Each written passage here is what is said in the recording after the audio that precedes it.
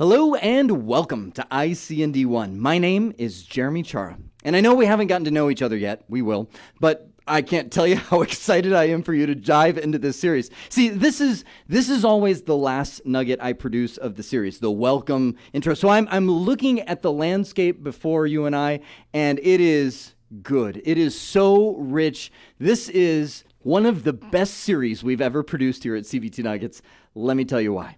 With this revision of CCNA, Cisco, I believe, has finally nailed it. See, when I learned CCNA, it was back in early 2000, and it was it was really easy. There really wasn't that much to learn. There wasn't even an IC&D1 and IC&D2. It was just an all-in-one CCNA, and it was one of those, if you read the book, you're pretty much bound to pass the exam.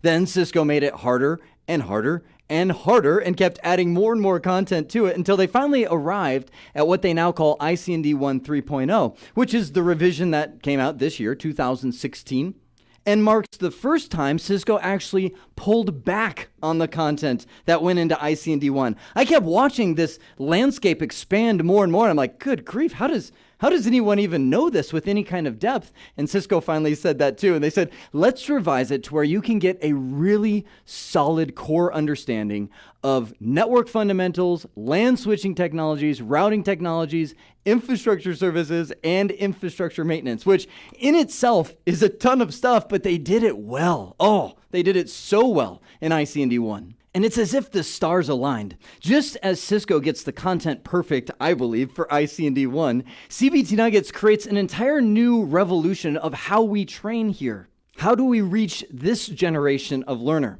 So gone are the days of the hour and a half nuggets that train on a whole extensive group of topics. And here, if you ever wonder, how do you create these things? This is what I do. I create a spreadsheet showing here's the targeted topics. And you see on the right-hand side, I actually put all of the exam objectives that you're going to be required if you decide to take the certification exam for IC&D1. And I say, okay, let me align every single topic to be targeted specifically for those exam objectives. But also, I realize there's an entire realm of you that are here because you're like, man, I just want to get into network engineering. Maybe certification is cool, and if that comes along, great, but I'm more interested in just give me the topic. So all of these nuggets, as you've probably gotten used to if you've seen some of my training before, have just that real-world spin, and we hired an entirely new team of people. We have a group of people at CBT Nuggets called Learning Content Engineers. These are people designed to stand in your shoes, meaning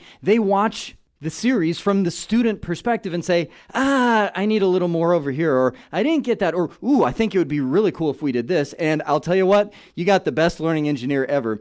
His name's Adam, and he actually went through and he started saying, you know what?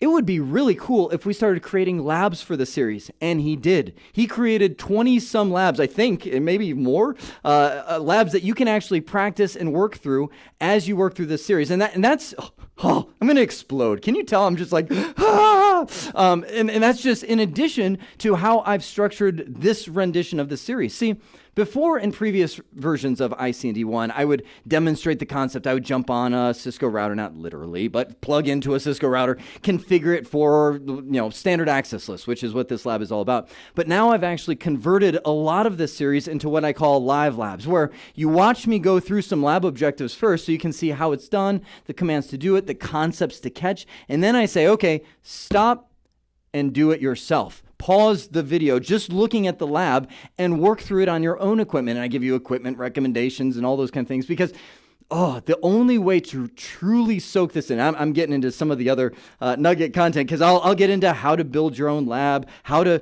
run through these nuggets so it's the most effective for you. But I am convinced that if you have never done it before with your own equipment, there's just going to be a gap of knowledge between the theory and the real world that will just provide this realm of discomfort where you're like, I think I get it, but I'm not sure. And that's what we're after this time around. I want to bridge that gap between theory and real world. I want to connect certification to what you'll see in a live environment. I want to do for you what somebody did for me years ago, that when I sit around and people, you do one of those generic introductions in a group and they're like, tell us your name and what you like to do for fun. You know what I say every single time? My name is Jeremy Chara. By the way, it's not a 12-step program, just so you know.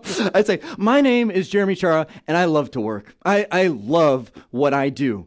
And don't get me wrong, I love my family, I love my kids, I love God, but there's something magical that happens when you really get it. When you really start putting the puzzle pieces together and you're like, man, I'm really good at this and I really like it. That's what I want you to experience. So how do you get there?